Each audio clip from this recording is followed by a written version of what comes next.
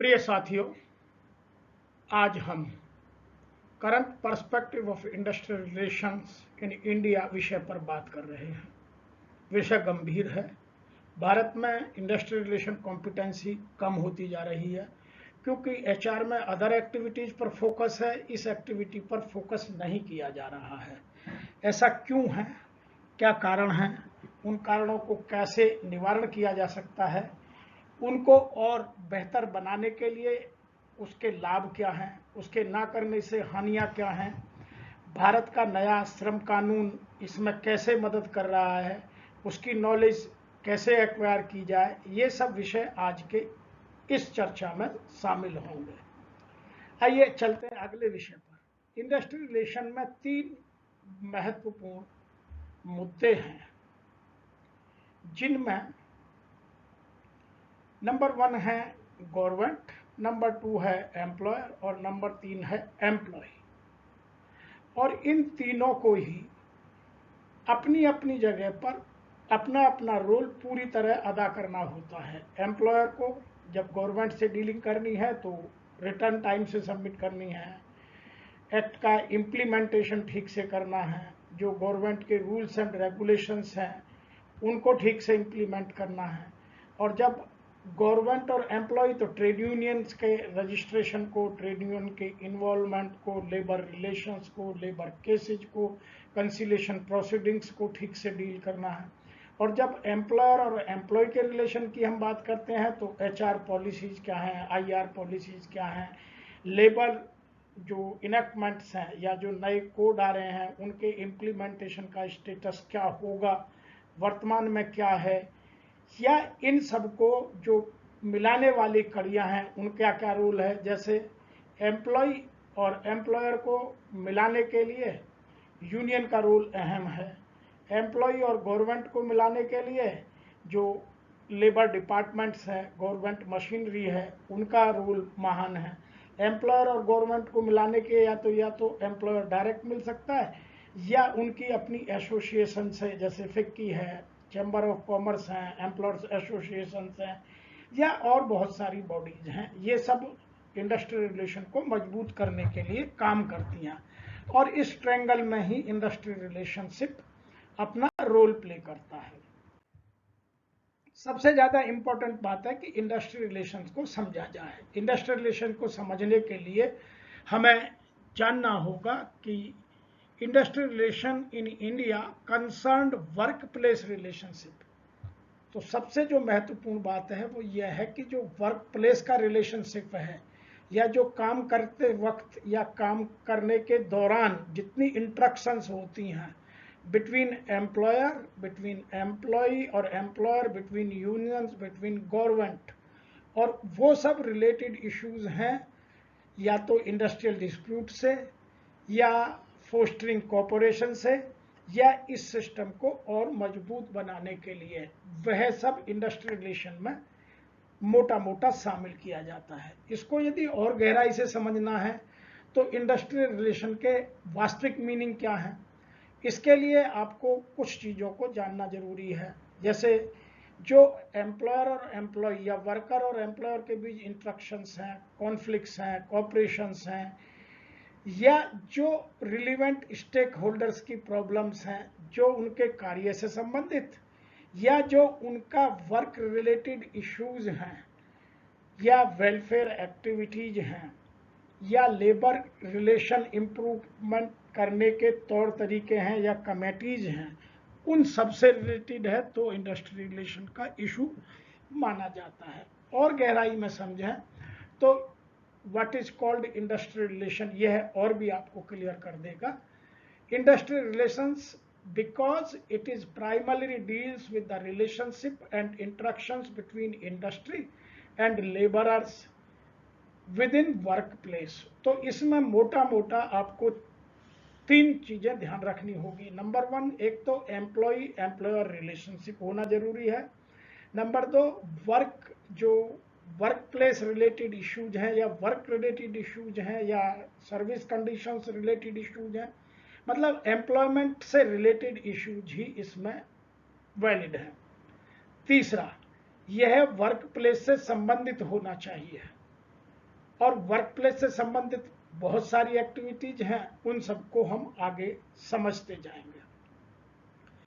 अब बात करते हैं कि इसके मेन फैक्टर्स क्या क्या हैं जिनको हम इंडस्ट्रियल रिलेशन में शामिल करते हैं।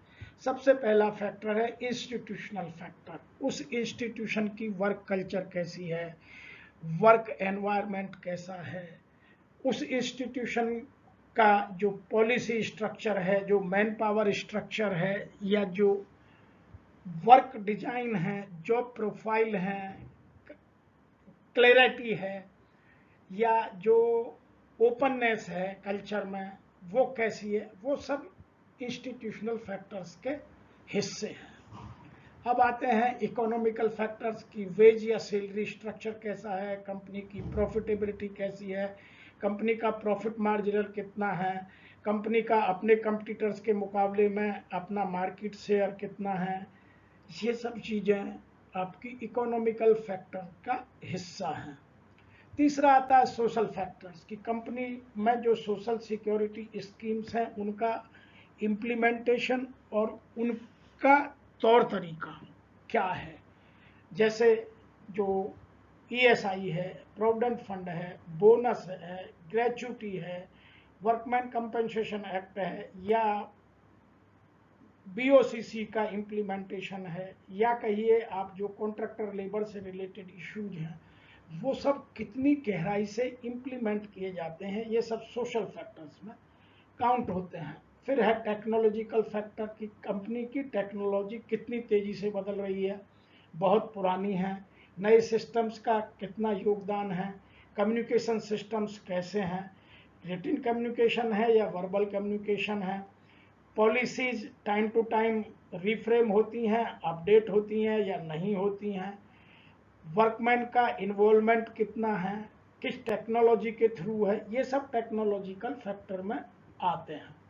नंबर नेक्स्ट है साइकोलॉजिकल फैक्टर्स कि हम वर्कर के साइकोलॉजिकल ट्रीटमेंट किस तरह का करते हैं, मतलब उसकी मनोवैज्ञानिक तौर तरीकों को, वर्क लाइफ बैलेंस कैसा है, उसको छुट्टी देते के साथ हम किस तरह से बिहेव करते हैं, उसका स्किल डेवलपमेंट में किस तरह से बिहेव करते हैं, उसकी प्रॉब्लम आने पर उसके साथ किस तरह से बिहेव करते हैं, उसकी साइकोलॉजी को कितना समझते हैं, इंडस्ट्रियल साइकोलॉजी को कितना समझते हैं, वो सब चीज़ें साइकोलॉजिकल फैक्टर में काउंट होती है। नंबर 6 पर आता है पॉलिटिकल। कंपनी का पॉलिटिकल एनवायरनमेंट कैसा है, उसमें पॉलिटिकल इंटरफियरेंस कितना है, पॉलिटिकल सपोर्ट कितना है, कंपनी किस तरह के बिजनेस में इन्वॉल्व है, ये सब चीज़ें पॉलिटिकल फैक्टर का हिस्सा मानी जाती हैं। 7 पर है enterprise related factors. Enterprise related factors में है कि उसका प्रॉफिट मार्जिन, उसके प्रोडक्ट की सेल, उसकी टाइमली सप्लाई, उसका नेटवर्क, ये सब चीज़ें एंटरप्राइज रिलेटेड फैक्टर्स में काउंट होती हैं। नंबर 7 है ग्लोबल फैक्टर्स, उसका इंटरनेशनल मार्केट में कितना मार्केट शेयर है, उसके प्रोडक्ट की डिमांड नेशनल है या इंटरनेशनल है, उसका रॉ मटेरियल किस तरह से है, इंटरनेशनल पॉलिसीज का या इंटरनेशनल सप्लाई और डिमांड का क्या उस पर इम्पैक्ट आता है, प्रोडक्ट साइकिल या प्रोडक्ट मिक्स किस तरह से है, ये सब चीज़ें ग्लोबल फैक्टर्स में आती हैं। फिर आता है ऑर्गेनाइजेशनल फैक्टर। जो माइक्रो लेवल की बात तो हमने इंस्टीट्यूशनल फैक्टर में की, ऑर्गेनाइजेशनल लेवल में मैक्रो लेवल के इशू आते हैं कि सेम एम्प्लॉयर के सेम प्रोडक्ट की इंडस्ट्री क्या और स्टेट में भी हैं, इंडिया के अदर पार्ट्स में भी हैं, वहाँ किस तरह का एनवायरनमेंट है, वहाँ किस तरह की HR या IR पॉलिसीज हैं या इंडस्ट्रियल रिलेशंस हैं, वहाँ कितना पीसफुल एनवायरनमेंट है, वो सब चीज़ें ऑर्गेनाइजेशनल फैक्टर का हिस्सा मानी जाती हैं। तो इस तरह IR कंपनी की हर एक्टिविटी को अपनी तरफ अट्रैक्ट करता है। कंपनी में कुछ भी होता है तो वो IR को अपनी ओर अट्रैक्ट करता है। अब बात करते हैं कि जो कन्वेंशनल थिंकिंग वर्तमान में क्या है, या अब आगे जो एडवांस है या जो फ्यूचरिस्टिक अप्रोच है वो क्या होनी चाहिए। तो सबसे पहले हम कन्वेंशनल थिंकिंग की बात करते हैं कि जो कन्वेंशनल स्टाइल ऑफ IR के लोगों की थिंकिंग है वो क्या है। नंबर 1 ट्रेड यूनियन मैनेजमेंट, केवल ट्रेड यूनियंस को मैनेज करना है, उनको इन्वॉल्व नहीं करना है। ये कन्वेंशनल थिंकिंग है, किस यूनियन को इम्पोर्टेंस देनी है, किसको नहीं देनी है, किसका पॉलिटिकल एफिलिएशन किसके साथ है, ये सब चीज़ें ट्रेड यूनियन मैनेजमेंट का हिस्सा है। जबकि इन्वॉल्वमेंट किस यूनियन के सदस्य का मेरा टेक्निकल या स्किल लेवल कितना है, उसका प्रोडक्टिविटी इम्प्रूवमेंट में किस तरह का कंट्रीब्यूशन है, ये सब चीज़ें मैनेजमेंट में आनी चाहिए। लेकिन अभी तक हम कन्वेंशनल थिंकिंग में ही सोचते हैं कि केवल यूनियंस को मैनेज करके रखो। दूसरा है कलेक्टिव बार्गेनिंग, कि एक बार बड़े बड़े लोगों से बात कर लीजिएगा, प्रॉब्लम सॉल्व होगी। जो वर्कर की प्रॉब्लम है, जो एक्चुअल शॉप फ्लोर की प्रॉब्लम है, उसको फोकस नहीं किया जाता है। और वो बार बार जो आपका अपना वर्कर है, जो आपके लिए काम करता है, जो ऑर्गेनाइजेशन के अंदर आता है, जो फिजिकली मेंटली आपके साथ काम करता है, उसका इन्वॉल्वमेंट इस स्टाइल में कम किया जाता है। तीसरा है डिस्प्यूट रिजोल्यूशन प्रोसेस। यदि कोई शॉप फ्लोर पर बिटवीन एम्प्लॉय टू एम्प्लॉय या एम्प्लॉय टू एम्प्लॉयर कोई डिस्प्यूट होता है, तो उसका जो रिजोल्यूशन प्रोसीजर है वो कितना इफेक्टिव है, रेगुलेशंस या लेबर लॉ का कितना पालन है, रेगुलेशंस के हिसाब से ग्लोबलाइजेशन की पॉलिसीज या ILO की कन्वेंशंस का कितना पालन है, ये सब चीज़ें आपकी कन्वेंशनल थिंकिंग में नज़र आती हैं। इसके अतिरिक्त अब हम करते हैं करंट पर्सपेक्टिव। आज हमें वर्तमान में सोचना कैसे चाहिए।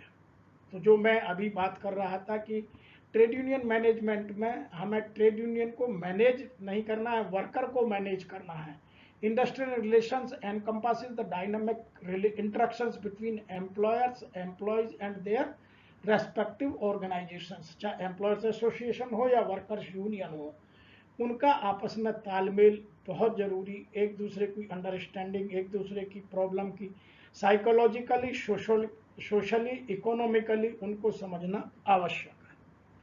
दूसरा, इम्प्लीमेंटेशन ऑफ लेबर लॉज। ये इम्प्लीमेंटेशन ऑन पेपर नहीं, implementation of labour laws in letter and split.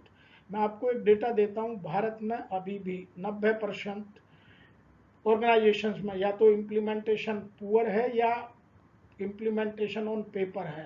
केवल 10% में ही implementation in letter and spirit में किया जाता है। और उन्हीं ऑर्गेनाइजेशंस में इनका जो इम्पैक्ट है, जो economical conditions, improvement of workman है, वो वहाँ नज़र आती है।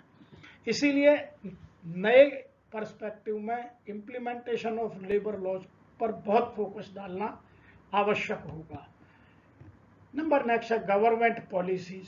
समय समय पर हम गवर्नमेंट पॉलिसीज जो आ रही हैं, जब वो डिज़ाइन होती हैं, जब वो बनाई जाती हैं, तो उनमें अपना एक तो या तो हम एज एन एम्प्लॉयर या as an employees representative union के द्वारा उनमें अपने इश्यूज को रखें, अपनी प्रॉब्लम को रखें, और जब फ्रेम हो जाती हैं तो उसको सिस्टमेटिकली, टाइमली उसको फिर इम्प्लीमेंट करें।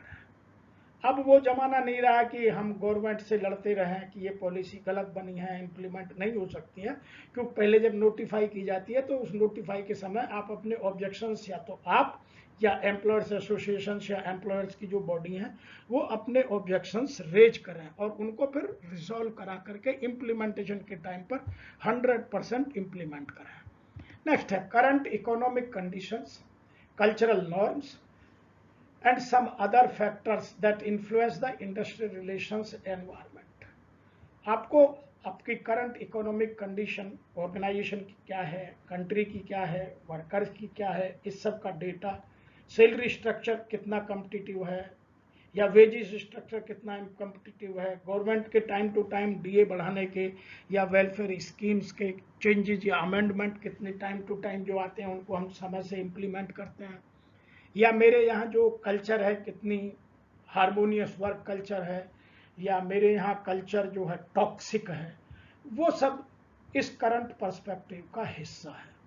नंबर 5 आता है आपका understanding and effectively managing these factors and crucial to ensure harmonious and productive relationship within workplace. तो ये बहुत ज़रूरी है कि हम अंडरस्टैंड करें और इफेक्टिवली मैनेज करें। हम केवल पीस ऑन पेपर जो इम्प्लीमेंटेशन या कंप्लायंस ऑफ लॉ दिखाते हैं वो ना करें। मेरे यहाँ क्या प्रॉब्लम हो सकती हैं, मेरे यहाँ वर्कर किस तरह से उनको ठीक से इन्वॉल्व होकर के कंपनी की प्रोडक्टिविटी में, कंपनी के प्रोडक्ट की क्वालिटी को इम्प्रूव करने में, कंपनी की बॉटम लाइन को इंक्रीज करने में अपना कंट्रीब्यूशन कैसे दे सकता है, उन चीज़ों को ठीक से अंडरस्टैंड करें, जॉइंट मीटिंग में डिस्कशन करें और कुछ ऐसे प्लेटफॉर्म डिजाइन करें जिससे कोलैबोरेशन और कोऑपरेशन में निरंतर बढ़ोतरी हो, कंटिन्यूअल इंप्रूवमेंट नजर आए। तो ये करंट पर्सपेक्टिव है। अब हम बात करते हैं ऑब्जेक्टिव जो इंडस्ट्रियल रिलेशंस के, वो क्या क्या हैं। अब कितनी ऑर्गेनाइजेशन फुलफिल करती हैं, कितनी नहीं करती हैं, वो मैं नहीं मेजर कर रहा हूं। मैं आपको केवल ये बता रहा हूं कि इंडस्ट्रियल रिलेशंस का ऑब्जेक्ट क्या है, इसके ऑब्जेक्टिव्स क्या क्या हैं। सबसे पहला ऑब्जेक्टिव है to improve and enhance the economic status of workers. Government जब भी कोई पॉलिसी बनाती है या फ्रेम करती है या अमेंड करती है तो सबसे पहले ये ध्यान रखती है कि वर्कर का इकोनॉमिक कंडीशंस कितनी इम्प्रूव होंगी, सोशल सिक्योरिटी कितनी इम्प्रूव होगी, ओल्ड एज में उसकी लाइफ कैसी बीतेगी, अपने परिवार को वो कैसे बेहतर सर्विसेज दे पाएगा। दूसरा फैक्टर है to establish peace and harmony within the organisation. IR का हमेशा ऑब्जेक्ट यह रहता है कि इंडस्ट्री के अंदर या ऑर्गेनाइजेशन के अंदर हार्मोनियस रिलेशनशिप कैसे रहे और उसको और कैसे बेहतर बनाया जाए। वर्क प्लेस या वर्क कल्चर टॉक्सिक ना हो, हार्मोनियस रहे, कंजीनियल रहे, एक दूसरे की रेस्पेक्ट रहे, बड़ा प्रेम का, सद्भावना का, उत्कृष्ट विचारों का समावेश रहे। तो ये आईआर का दूसरा ऑब्जेक्ट है। तीसरा ऑब्जेक्ट है to safeguard the interest of workers and management. Management का इंटरेस्ट क्या है कि समय से प्रोडक्ट पूरा होना या सर्विसेज का दिया जाना और बॉटम लाइन का बढ़ना, अर्थात प्रॉफिटेबिलिटी का बढ़ना, उसके लिए प्रोडक्टिविटी। वर्कर का क्या इंटरेस्ट है कि समय से प्रमोशन हो, अच्छे ग्रेडेज मिले, अच्छी सैलरी मिले, अच्छी वेलफेयर फैसिलिटीज मिले और जॉब हमेशा सिक्योर रहे। और वो कब संभव है, जब म्यूचुअल अंडरस्टैंडिंग है। तो आईआर का जो ऑब्जेक्ट है वो हमेशा म्यूचुअल अंडरस्टैंडिंग को और कंजीनियल और बेहतर और सुगम सरल सौम्य बनाने का होना चाहिए। नंबर 4 है to enhance productivity resulting in high turnovers by regulating production and promoting harmonious industrial relations। यदि इंडस्ट्रियल रिलेशन बढ़िया होते हैं तो प्रोडक्टिविटी हमेशा अच्छी होती है, वेस्टेज कम से कम होती है, टाइम वेस्टेज हो, मटेरियल वेस्टेज हो, मशीन वेस्टेज हो, ह्यूमन वेस्टेज हो, मैंडेज लॉस हो, किन्हीं भी कारणों से वो मिनिमाइज रहते हैं। ये हमेशा अच्छे इंडस्ट्रियल रिलेशन का ऑब्जेक्ट है। पांचवा ऑब्जेक्ट रहता है improve the economic conditions of both workers and employees. जो आपके साथ काम करते हैं उनका आर्थिक स्तर हमेशा उन्नत रहे, उत्कृष्ट बनता रहे, वो भुखमरी में, गरीबी में ना जिए। आप हमेशा फेयर वेज की बात करें, अच्छे वेलफेयर स्कीम्स की बात करें, टाइमली पेमेंट करें, वर्क लाइफ बैलेंस को इम्प्रूव करें, उनकी मेडिकल और बच्चों की एजुकेशनल फैसिलिटीज़ पर ध्यान दें। ये सब चीज़ें इंडस्ट्रियल रिलेशन का ऑब्जेक्ट माना जाता है। छठवा ऑब्जेक्ट होता है इंडस्ट्रियल डेमोक्रेसी। मैं जहाँ काम करता हूँ वहाँ मेरे वर्कर को भी डेमोक्रेसी हो, वह अपने विचार रख सकता हो, अपनी बात कह सकता हो, जो उसके मन में नए इनोवेटिव थॉट आ रहे हैं उनको मेरे तक पहुँचा सकता हो, और आफ्टर ड्यू डिस्कशंस, एक पॉजिटिव वर्क कल्चर में डिस्कशन के बाद, पॉलिसी बनने के बाद, इम्प्लीमेंटेशन के प्रोसीजर बनने के बाद उसको इम्प्लीमेंट करने की क्षमता उसको दी जाती हो, वहाँ अच्छी इंडस्ट्रियल डेमोक्रेसी देने का जो प्रावधान है वो इंडस्ट्रियल रिलेशंस में सदैव रहना है। और रहता है।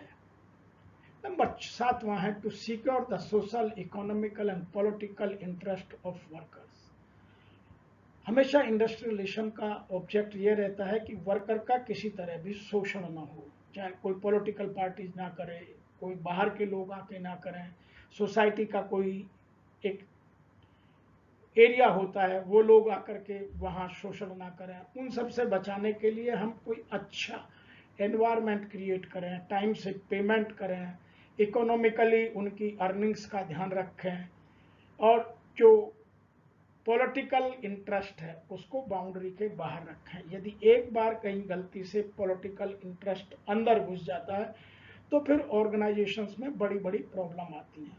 वर्तमान में ये गलती मैक्सिमम एम्प्लॉयर कर देते हैं और बाद में पॉलिटिकल इंटरफेरेंस इतना बढ़ जाता है कि उससे इंडस्ट्री रिलेशन भी खराब होता है और एम्प्लॉयर को भी बहुत बड़े बड़े नुकसान उठाने पड़ते हैं। अभी मध्य प्रदेश में किसी ऑर्गेनाइजेशन में बाहर के लोगों ने आकर बहुत तोड़फोड़ की। यदि वहाँ अच्छा इंडस्ट्री रिलेशन होता, एक दूसरे पर ट्रस्ट होता, तो शायद ये सिचुएशन अराइज ना हुई होती।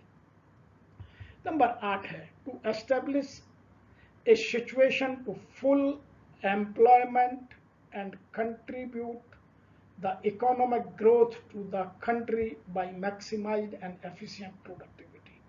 हमेशा अच्छे इंडस्ट्रियल रिलेशंस का यह ऑब्जेक्ट रहता है कि वो अपने उद्योग की, अपने कारखाने की, अपनी इंडस्ट्री की, अपनी ऑर्गेनाइजेशन की, वह चाहे मैन्युफैक्चरिंग सेक्टर में हो, सर्विस सेक्टर में हो या किसी और सेक्टर में हो, अच्छी प्रोडक्टिविटी रहे, मिनिमम लॉस रहे, बेटर क्वालिटी ऑफ प्रोडक्ट या सर्विस हो, हाई प्रोडक्टिविटी हो, तो उसका एक तो ब्रांड इमेज हो और हाई प्रोडक्टिविटी से नेशन को, स्टेट को अच्छी इनकम टाइम से हो और एक अच्छा एनवायरनमेंट प्रदेश में या देश में बने।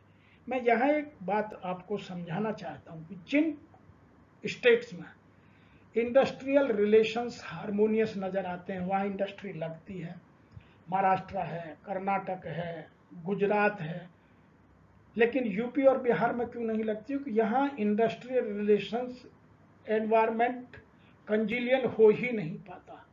अब उसका पॉलिटिकल रीजन ज़्यादा है और वर्कमैन या एम्प्लॉयर रिलेटेड रीजन्स कम है, लेकिन रीजन है, उनको ठीक करने के लिए सबको पहल करने की आवश्यकता है।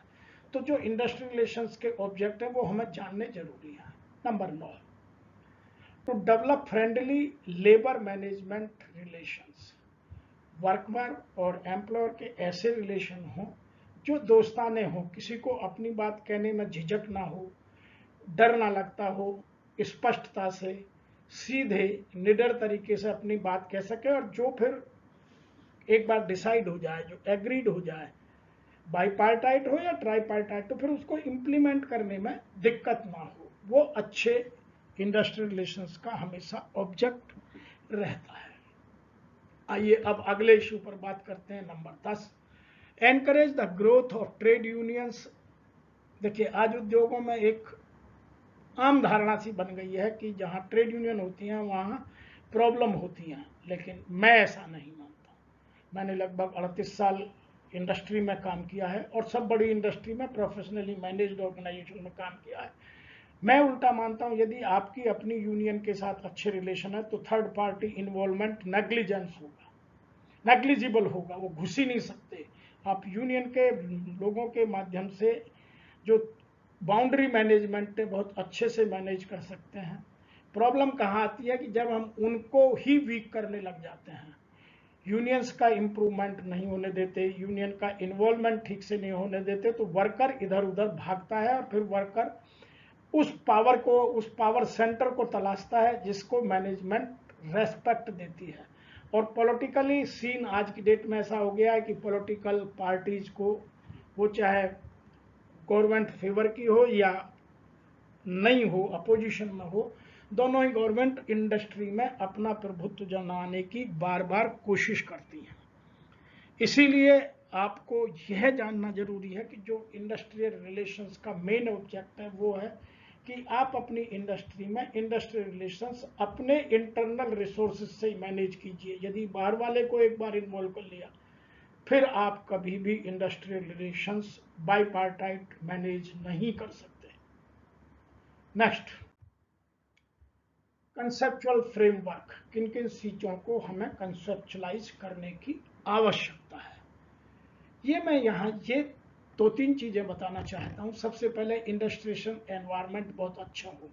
अब इंडस्ट्रियलाइजेशन एनवायरनमेंट में क्या क्या आता है, जैसे लेबर लॉ का इम्प्लीमेंटेशन है, टाइमली न्यू पॉलिसीज फ्रेमवर्क हैं, गवर्नमेंट पॉलिसीज का इम्प्लीमेंटेशन है, सोशल नॉर्म्स हैं, और लेबर मार्केट की कंडीशंस है कि किसी तरह भी हम लेबर का शोषण ना करें, कॉन्ट्रैक्टर मैन पावर को ज़्यादा ना बढ़ाएं, परमानेंट मैन पावर को अपनी जगह पर जो जो परमानेंट है उनको परमानेंट में लगा के रखें।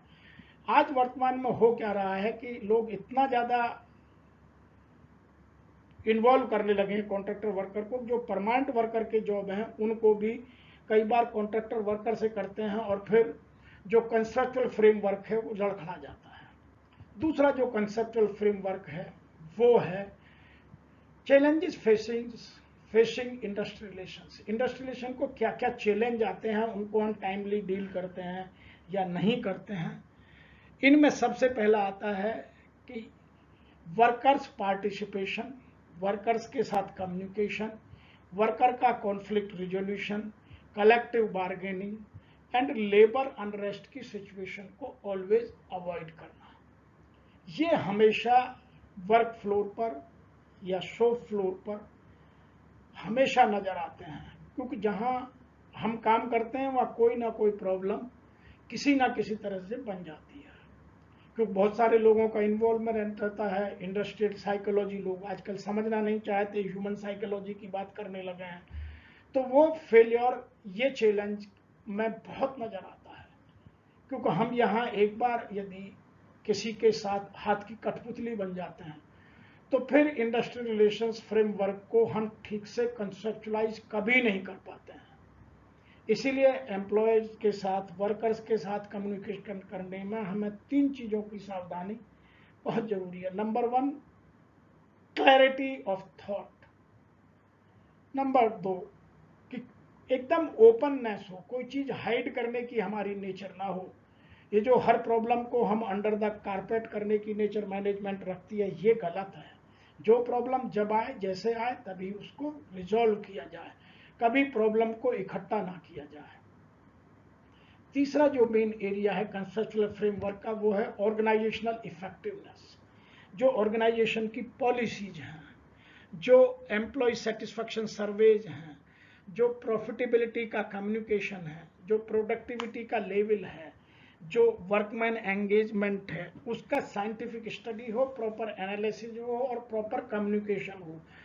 जहाँ जहाँ प्रॉब्लम्स हैं उन एरियाज को ठीक से अटैक किया जाए और उनको ठीक किया जाए। ये सब चीज़ें तभी संभव है जब हम सोशल रेस्पॉन्सिबिलिटी को पूरा करें और जितने भी हमारे स्टेक होल्डर्स हैं उनका एडिक्वेटली इन्वॉल्वमेंट करें, उनका एंगेजमेंट रखें। एम्प्लॉय एंगेजमेंट के साथ साथ स्टेक होल्डर एंगेजमेंट भी आज की डेट में एक बड़ा फ्रेमवर्क बन गया। मैं एक उदाहरण देता हूँ, जैसे कोई बड़ी इंडस्ट्री है, वहाँ पॉल्यूशन का आपने पूरे नॉर्म्स क्लियर किए हुए हैं, लेकिन फिर भी बाहर के लोग पॉल्यूशन के नाम पर आपके साथ कुछ ना कुछ हमेशा इशू रखते हैं।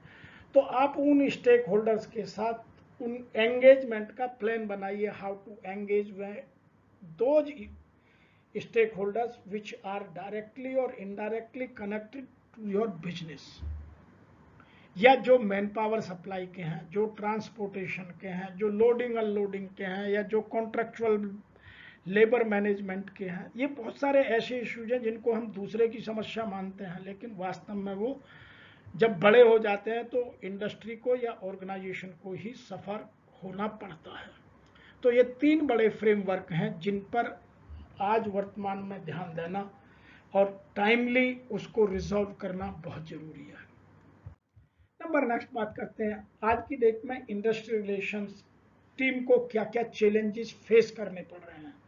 पहली बात तो आईआर टीम में हम अच्छा टैलेंट या तो आता नहीं है, या आ जाता है तो वो रुक नहीं पाता है।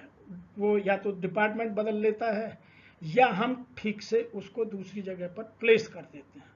तो आईआर में कुछ ऐसे प्रॉब्लम्स हो गए हैं, ऐसे चैलेंजेस आने लगे हैं जिनको हमें ठीक से टैकल करने की आवश्यकता है। तो मैं एक एक करके आपको चैलेंजेस बताता हूँ। सबसे पहला चैलेंज है लैक ऑफ ट्रस्ट। आज की डेट में ओपननेस का इशू सब जगह आता है कि हमें ठीक से कम्युनिकेट नहीं किया जाता, हमें बताया नहीं जाता, ट्रांसपेरेंसी नहीं रहती, पॉलिसी टाइमली नहीं बताई जाती, हमें टाइमली कम्युनिकेट नहीं किया जाता, हमारे साथ इक्वल ट्रीटमेंट नहीं होता, फेयर ट्रीटमेंट नहीं होता, हमारी वेज फेयर नहीं होती। ये ऐसे इशू हैं जिनकी वजह से लैक ऑफ ट्रस्ट आज की डेट में एक मेजर चैलेंज के रूप में सामने आ गया है। अब जहां जहां स्टेक होल्डर्स में भी लैक ऑफ ट्रस्ट हो जाता है, वहां प्रॉब्लम और मैनीफोल्ड में कन्वर्ट हो जाती है, मल्टीप्लाई हो जाती है। दूसरा है कॉम्प्लेक्स लेबर लॉज। जितने लेबर लॉ भारतवर्ष में हैं इतने किसी कंट्री में नहीं है।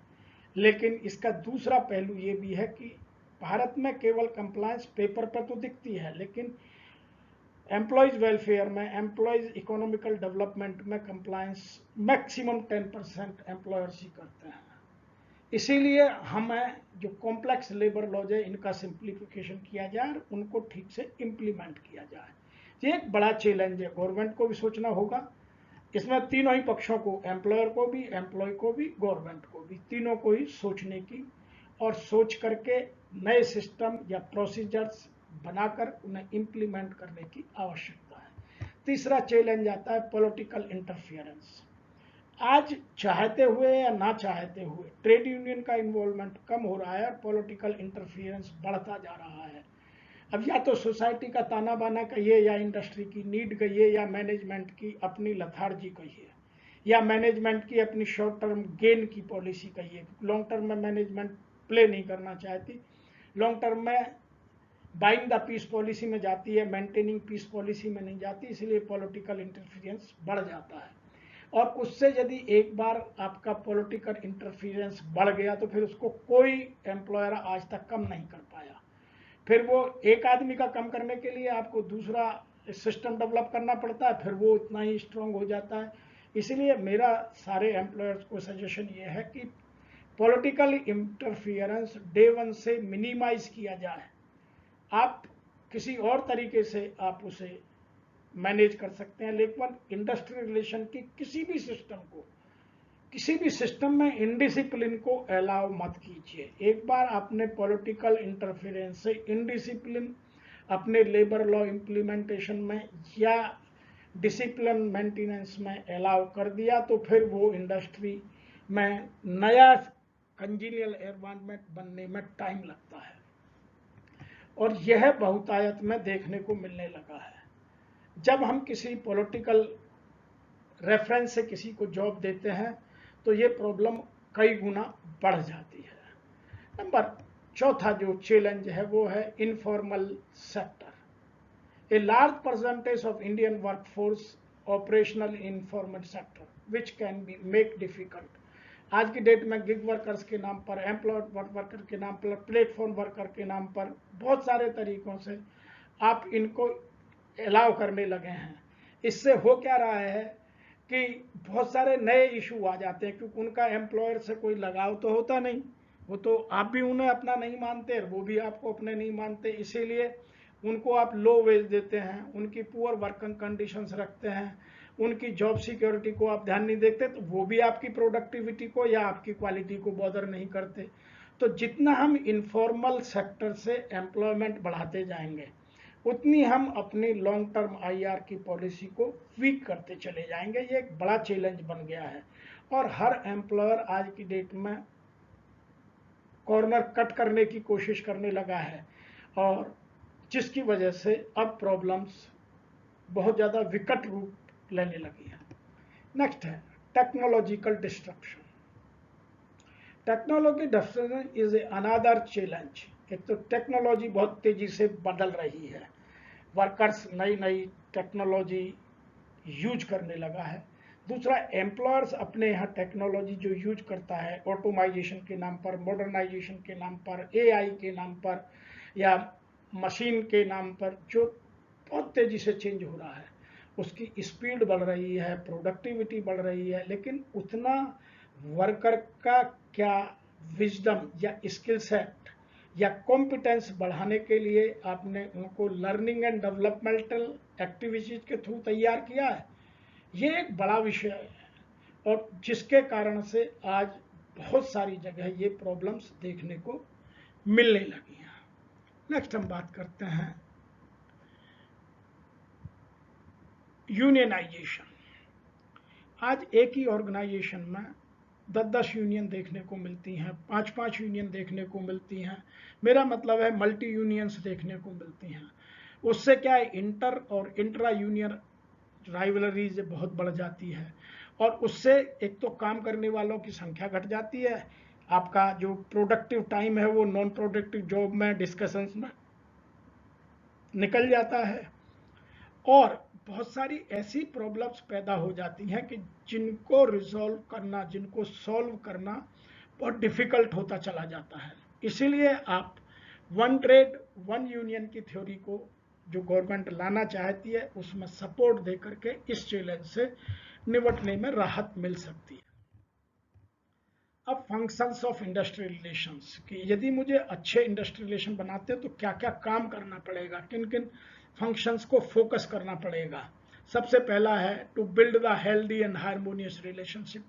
मैं उसके लिए वर्कर्स के लिए अच्छे एंगेजमेंट प्लान बनाऊं, अच्छी पॉलिसी बनाऊं, अच्छा फ्रेमवर्क करूं, कंजीनियल एनवायरनमेंट रखूं, उनके रिलेशन के लिए मैं उनके साथ रेगुलर मीट करूं। दूसरा है टू एनकरेज इनोवेशन, क्योंकि जब हम रोजाना कुछ नया करते हैं तो वर्कर की स्किल या विजडम भी बढ़ती है, तो वो भी कुछ नया करना चाहता है, अपनी जो शॉप फ्लोर की प्रॉब्लम्स है उसको हल करने के लिए कुछ इनोवेटिव आइडिया देना चाहता है। तो मेरे यहाँ सजेशन स्कीम्स या इनोवेटिव स्कीम्स के नाम पर कुछ स्कीम्स हमेशा प्लेटफॉर्म पर रहनी चाहिए ताकि मैं उनकी वॉइस की, उनकी क्रिएटिविटी को कवर कर सकूं और अपने वर्क प्लेस पर इम्प्रूवमेंट ला सकूं।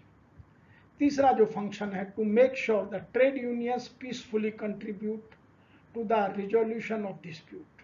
ट्रेड यूनियन को आप डिस्प्यूट रिजोल्यूशन में हमेशा इन्वॉल्व कीजिए, क्योंकि सब वर्कर को आप एक साथ कम्युनिकेट बड़ी ऑर्गेनाइजेशन में नहीं कर सकते। आप यूनियन के साथ कीजिए फिर यूनियन से आगे कराइए। तो वो जो चेन है, कम्युनिकेशन चेन है, जिसको ग्रेप वाइन चेन कहते हैं, उससे एक हेल्दी एनवायरनमेंट जनरेट करने के इस फंक्शन को आप रेगुलरली यूज कीजिए। नंबर 4 है to achieve the organisational objectives by maintaining the organisational relationship and efficient productivity. क्योंकि ऑर्गेनाइजेशन का अल्टीमेट ऑब्जेक्ट है कि अपने गोल्स को टाइमली अचीव करना, अपनी प्रोडक्टिविटी को बढ़ाना और अपनी प्रॉफिट को एनलार्ज करना, एनहांस करना। यही सबके जब प्रॉफिट होगा तो एम्प्लॉय को भी मिलेगा, मैनेजमेंट को भी मिलेगा। तो इसको अचीव करने के लिए आपको हमेशा हार्मोनियस रिलेशंस विद 100% ओपननेस के साथ आपको पॉलिसी के इम्प्लीमेंट को लागू करने की एक्टिविटीज को फोकस करना होगा, तभी आप उसको अचीव कर पाएंगे। क्योंकि यदि गोल सेटिंग एक्सरसाइज में मैंने अपनी टीम को इन्वॉल्व नहीं किया तो उनके और मेरे बीच गैप बढ़ जाएगा। जो टॉप मैनेजमेंट क्या सोचती है और जो bottom line of the organisation है वो क्या सोचती है, यदि उसमें गैप है तो जो performance highway performance work culture है वो नहीं हो पाती है। सब अपनी अपनी डायरेक्शन में भागने दौड़ने लगते हैं और कम्युनिकेशन गैप बढ़ जाता है। नंबर 5 है to make and formulate such principles policies promote understanding creativity and cooperation within the organisation along with the enhance productivity. हम हमेशा नई नई पॉलिसी बनाएं, नई नई अंडरस्टैंडिंग प्रमोट करने के लिए कमेटीज बनाएं, इन्वॉल्वमेंट के तरीके ढूंढें, उनके साथ बात करें, मीटिंग करें, उनकी क्रिएटिविटी को कैप्चर करें, उनको कोऑपरेशन को समझें, उनकी वर्क लाइफ बैलेंस के लिए उनके साथ काम करें और जो प्रोडक्टिविटी एनहांस करने के तरीके हैं उनको फोकस करें। ये इंडस्ट्रियल रिलेशंस का 5वां इंपॉर्टेंट फंक्शन है। 6वां फंक्शन है to ensure better working standards and workers participation in organisational activities. कि जो जिस काम के लिए वर्कर आपने अपॉइंट किया है उसका उस काम में कंट्रीब्यूशन होना मस्ट है। इसको एंश्योर करना इंडस्ट्रियल रिलेशन टीम का ही मेन फंक्शन है। नंबर नेक्स्ट, आज की डेट में ह्यूमन रिलेशंस और इंडस्ट्रियल रिलेशन में हर जगह कॉन्फ्लिक्ट मिलता है, उसको मैं थोड़ा सा एक्सप्लेन करता हूं। इंडस्ट्रियल रिलेशन में industrial organisation use term industrial relations very wide, क्योंकि इसमें मास के लिए पॉलिसी बनाई जाती है, इसलिए उनको ज़्यादा ठीक से सोचना, उनके लॉन्ग टर्म इम्पैक्ट को जानना, उनको इम्प्लीमेंटेशन की डिफ़िकल्टीज को पहले से विजुअलाइज करना बहुत आवश्यक है। ह्यूमन रिलेशंस में वो इंटरपर्सनल रिलेशनशिप की बात कर रहा है, इंडिविजुअल एम्प्लॉय के साथ की बात करता है, तो उनको इंडिविजुअल मेंबर या छोटे छोटे ग्रुपों में आप इंप्लीमेंट कर सकते हैं, लेकिन इंडस्ट्रियल रिलेशंस मास में होता है। दूसरा, relationship, it covers human relations and relations between employer and employees, क्योंकि आपके इंडस्ट्रियल रिलेशन में लेबर लॉ की बड़ी भूमिका है, और ह्यूमन रिलेशंस में आप more concern with the interpersonal relationship, या जो कंपनी की पॉलिसीज हैं वो कैसे बिहेव कर रही है और उनका क्या इम्पैक्ट आता है इंडिविजुअल बिहेवियर में, उस पैटर्न को अंडरस्टैंड करने की आवश्यकता है। वहाँ लेबर लॉ का हिस्सा कम नजर आता है। तीसरा, ऑब्जेक्टिव्स में बहुत बड़ा डिफरेंस है। इंडस्ट्रियल रिलेशंस का मेन ऑब्जेक्ट है maintain the peace and harmony along with the effective dispute settlement। यदि कोई डिस्प्यूट पैदा होता है तो उसको ठीक से सेटल टाइमली हो जाना। जबकि एचआर का जो मेन ऑब्जेक्ट है वो है to create and develop the sense of belongingness among the workers और among the team members by treating them as human being. तो बहुत बड़ा डिफरेंस हो गया, इसीलिए एप्लीकेबिलिटी इंडस्ट्रियल रिलेशंस की वाइड है और ह्यूमन रिलेशंस की नैरो है। अब बात करते हैं main factors affecting industrial relations.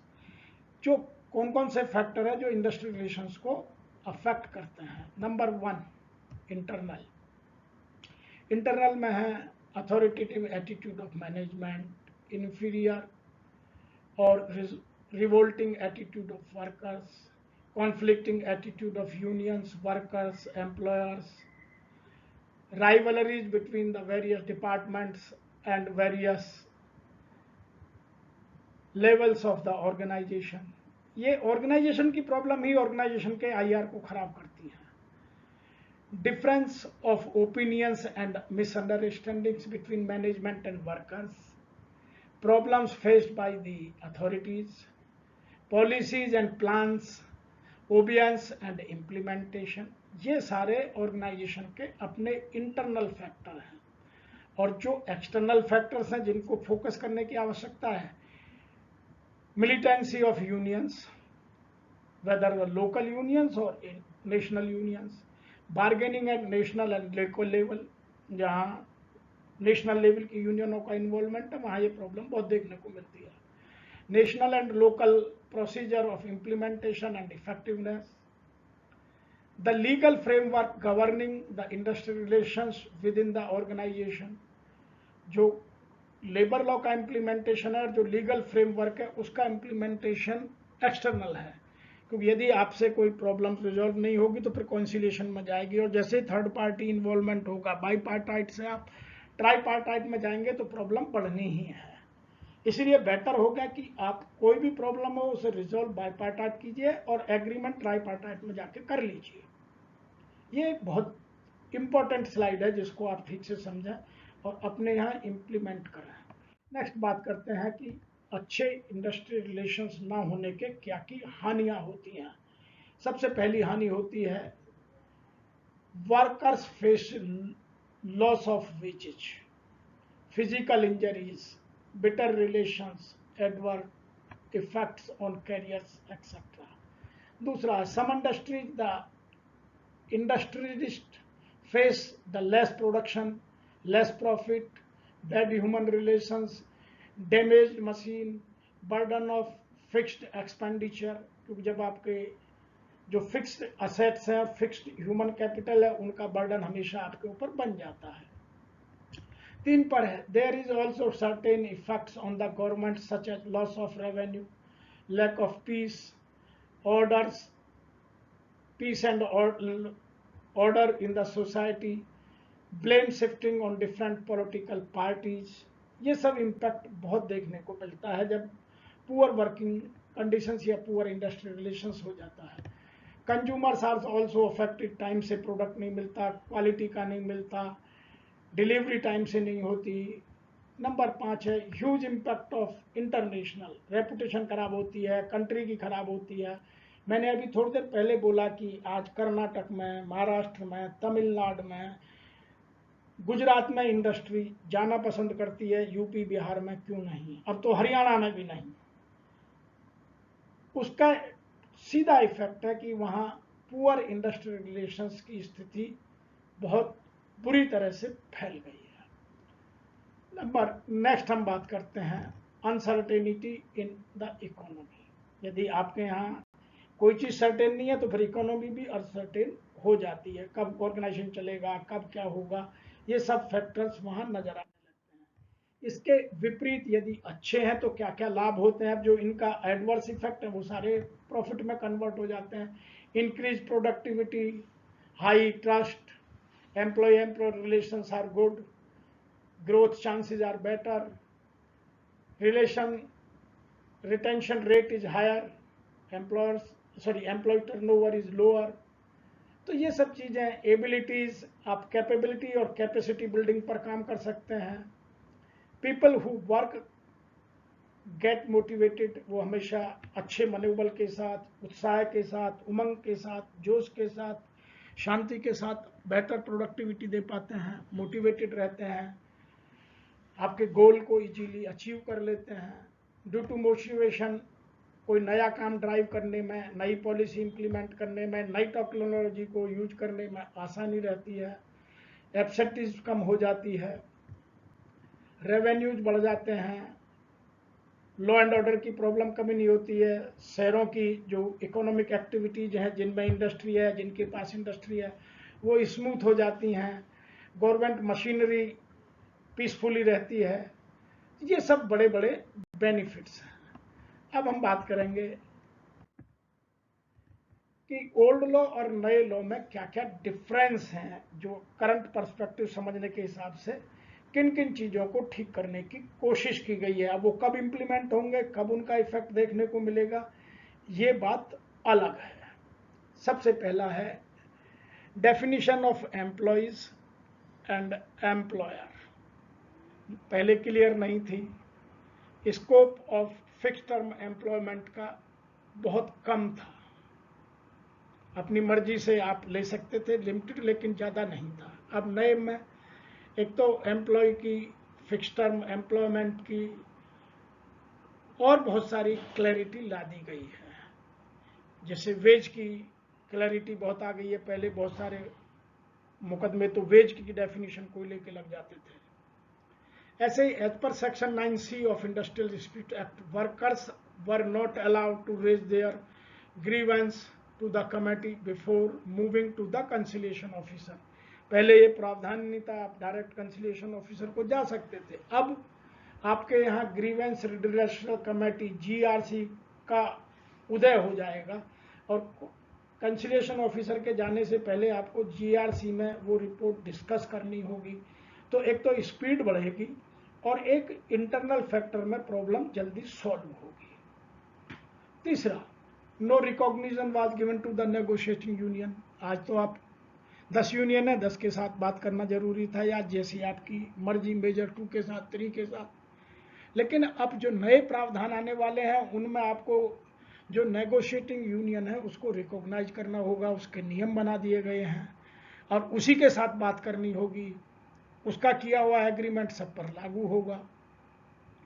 Next है threshold limit of the applicability of standing orders. पहले 100 थी, 100 या 100 से ज़्यादा वर्कर्स पर थी, अब उसकी लिमिट ही 300 कर दी गई है। जब तक 300 वर्कर नहीं है तो स्टैंडिंग ऑर्डर्स की कोई ज़रूरत नहीं है, लेकिन 300 के ऊपर उसका दायरा बहुत बढ़ा दिया गया है ताकि क्लैरिटी रहे। नेक्स्ट है there was no time limit given to the completion of disciplinary proceedings. पहले एक बार यदि डोमेस्टिक इंक्वायरी या डिपार्टमेंटल इंक्वायरी स्टार्ट हो गई या चार्जशीट किसी को दे दी तो चलती रहती थी। अब उसके लिए टाइम फिक्स कर दिया कि एक बार चार्जशीट देने के 90 दिन के अंदर उसको यह चीज क्लियर करना, इन्वेस्टिगेट करके कंप्लीट करना आवश्यक है, जब तक कोई एडवर्स कंडीशंस पैदा ना हो जाए जिसका स्पष्टीकरण दोनों म्यूचुअली डिस्कस करके ना कर लें। तो ये कुछ चीजें हैं। नंबर 6 है पेनल्टीज वर नॉट स्ट्रिक्ट। पहले 500 रुपये जुर्माना था, कोई भी एम्प्लॉयर बड़ी मर्जी से 500 रुपये का जुर्माना देने को तैयार हो जाता, अब वो मिनिमम 50,000 है, मैक्सिमम 2 लाख है। एक बार 5 साल में दोबारा रिपीट होने नए में रीस्किलिंग का प्रावधान किया गया है। चैप्टर 11 में इसको स्पेस दिया गया है कि जब आप किसी वर्कर को निकालते हैं तो उसकी रीस्किलिंग के लिए आपको फंड जनरेट करना होगा। तो ये कुछ चीज़ें हैं जिनको आपको टाइमली देखना, समझना और लागू करने में इन चीज़ों को ध्यान में रखना आवश्यक होगा। मैं ऐसा मानता हूं कि जो आज का हमारा जो करंट पर्सपेक्टिव का इशू है यह आपको अवश्य समझ में आया होगा, और यदि इसके बाद भी आपके कुछ इशू रह जाते हैं तो आप हमें लिखिए, क्योंकि आज जो हमने आपके साथ इस वीडियो में या जो इस ऑनलाइन क्लास में आपके साथ बात की है उसको आप समझिए, और जो आपके क्वेरीज बचती हैं उन्हें हमें लिखिए। और हम ये सीरीज चला रहे हैं, अगली सीरीज में फिर आपके जब तक यदि हमें क्वेश्चन आ जाते हैं तो उसमें आंसर करेंगे, नहीं तो एक बार आप ईमेल से भेजिए, हम ईमेल में आपके क्वेश्चनों का आंसर करेंगे।